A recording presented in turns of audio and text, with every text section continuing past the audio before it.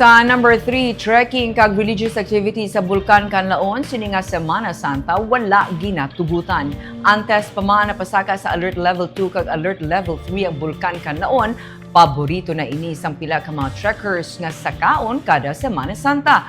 Magluwas diri, may mga persona man nga nagasaka sa bulkan kon Semana Santa sa paghimo sang mga ritual.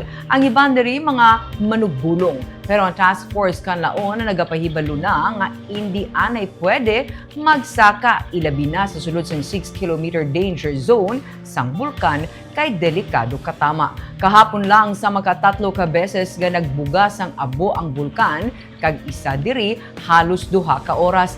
May 33 man ka mga volcanic earthquakes na na-record sa Kanlaon sang kahapon kag 5 ka volcanic tremors. Ginabisuhan na sang task force ang tanan nga mga disaster risk reduction management officers nga mangin alerto sini nga Semana Santa en kaso may aktibidad liwat sa bulkan nga nagapabilin sa alert level 3. Abril 8 ang pinakaulihi nga minor explosion sang bulkan.